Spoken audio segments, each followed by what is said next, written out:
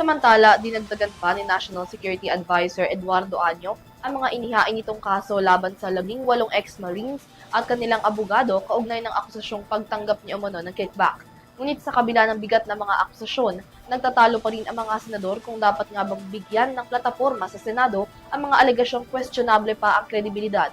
Kung si Senate President Tito Soto ang tatanungin, Senate Blue Ribbon Committee na raw ang bahalang magdesisyon dito. Narito ang kabuuan ng balita. Ngayong Miyerkules, March 11, naghain na si National Security Advisor Eduardo Año ng karagdagang kaso laban sa tinaguriang 18 ex-Marines, maging sa kanilang abogado na si Attorney Livito Baligod. Kasong cyber libel at perjury ang isinampa ni Año laban sa mga nasabing individual na idinadawit ang kanyang pangalan sa mga umano'y tumanggap ng cash deliveries mula sa kickback sa mga flood control projects. Matatandaan na lumutang ang mga dating Marine officials at nagpakilala rin bilang mga dating personnel ni resigned Congressman Saldico upang isiwalat ang umano'y cash delivery scheme o ang pagde-deliver ng mali-maletang pera sa ilang opisyal ng pamahalaan. Isa si Año sa mga nasabing opisyal na tumanggap umano ng kickback ayon na rin sa akusasyon ng grupo. Noong nakaraang linggo, nagsampa rin si Año ng reklamo laban sa parehong mga individual para sa paglabag sa Revised Penal Code on Unlawful Utterances at Unlawful Means of Publication. Itinanggi na rin ni Año ang mga paratang at nakailangan niya niyang protektahan ang kanyang dangal at pangalan laban sa mga mapanirang akusasyon. Bukod kay Año, kinasuhan na rin ni dating Senador Antonio Trillanes at ML Party List Representative Leila de Lima ang 18 ex-Marines matapos ding idawit ang kanyang pangalan sa mga akusasyon. Samantala, mainit pa ring debate ngayon sa pagitan ng ilang mga senador ang usapin ng pagbubukas ng investigasyon patungkol sa mga alegasyon ng 18 ex-Marines. Giit ng ilang senador gaya ni Senador Rodante Marcoleta at Senadora Amy Marcos, hindi basta-basta at may bigat ang mga akusasyon kung kaya't marapat lamang na imbestigahan na rin ito ng Senado, lalo na at ang mga alegasyon na maaaring konektado sa issue ng flood control projects corruption na iniimbestigahan ng Senate Blue Ribbon Committee noong nakaraang taon. Ngunit para kay Blue Ribbon Chair at Senate President Pro Tempore Panfilo Ping Lacson, questionable pa sa ngayon ang kredibilidad ng ex-Marines. Sakali aniyang maging mas matibay na ang kredibilidad ng mga ito, handa naman aniya ang Blue Ribbon Committee na magsagawa ng investigasyon. Samantala, si Senate President Vicente Tito Soto naman tumangging magbigay ng personal na opinyon kaugnay ng usapin.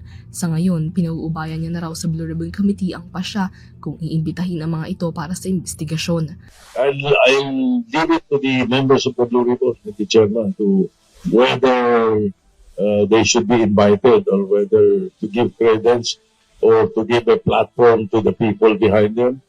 Baka ating kasi ganun ang iniisip ng iba eh. Parang naghaharap ng venue lang yung kung sino-sino eh. Parang ganun eh.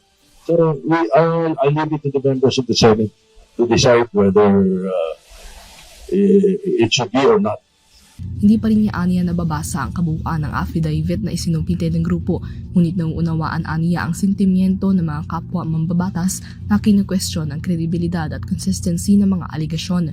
Paliwanag ni Soto, sa 805 billion pesos na umano'y dineliver ng grupo, kailangan nilang gumugol ng 5 taon at gumamit ng higit 1,000 maleta upang matapos ang delivery ng nasabing halaga. Bukod pa ito sa iba pang mga questionable premises ng mga aligasyon maging sa identidad ng ex-Marines. Ang malang na pera sa gobyerno at sa buong Pilipinas from 2023 to 2025, if I'm not mistaken, 111 billion lang. Saan galing yung 700 billion? Tagilid, may mga murder cases, mayroong award, mayroong dishonorably discharged.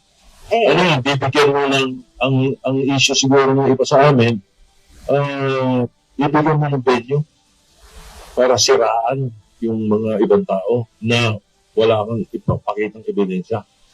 Diba? Ganun yung mentality ng iba eh. Ganun yung thinking ng iba eh. Paglilinaw niya, handa ang Senado na magsagawa ng investigasyon, ngunit kailangan itong dumaan sa kaulang proseso.